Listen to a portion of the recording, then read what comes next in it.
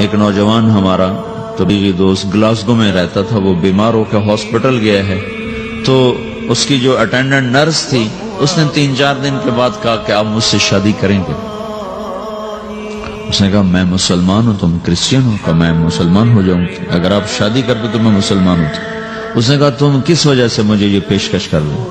وہ کہنے کہ میں 3 دن سے تمہیں دیکھ رہی ہوں تو کہ تم نے ایک دفعہ بھی نظر اٹھا کے مجھے نہیں دیکھا، میں نرس ہوں، میری زندگی یہاں گزری ہے، میں نے کوئی نوجوان ایسا نہیں دیکھا جو لڑکی کو دیکھ کے نظر جھکا لیتا ہو، میں پہلی دفعہ اپنی زندگی میں کسی کو دیکھ رہی ہوں کہ جب اس کے سامنے میں آتی ہوں تو اس کی نظر جھک جاتی ہے، تو مجھے یقین ہو گیا تیرے اندر سچائی ہے۔ وہ مسلمان ہو گئے، اس نے آگے کتنی بچیوں کو مسلمان کیا۔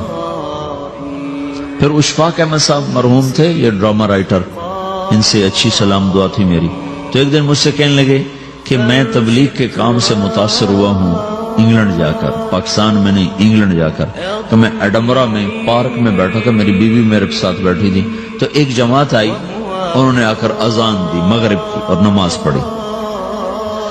نماز کے بعد 13-14 لڑکیاں بھاگ کے آگے آئیں ان سے بات کرنے کے لیے، تو میں نے بیوی سے کہا آؤ سنو یہ کیا کہنے کہتے ہیں، تو کہا ہم دونوں بھی پہنچے، تو جس نے جماعت کرائی تھی اس کو ایک لڑکی آگے بڑھ کے کہتی آپ کو انگلش آتی؟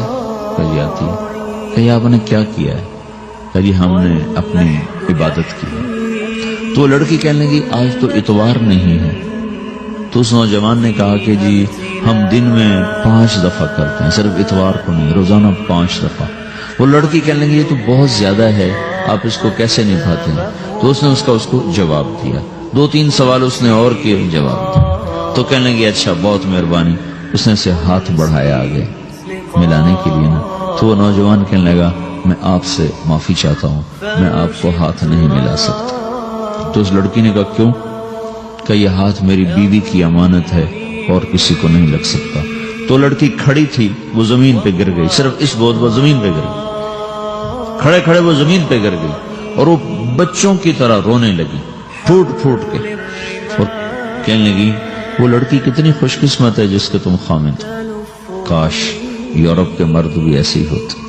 اشفاق صاحب مرحوم کہنے لگے میں نے اپنی بیوی سے کہا بانو آج وہ تبلیغ ہوئی ہے کہ لاکھوں کتابیں بھی چھپ جاتی، وہ کام نہ ہوتا جو یہ نوجوان اپنے عمل سے کر لیا۔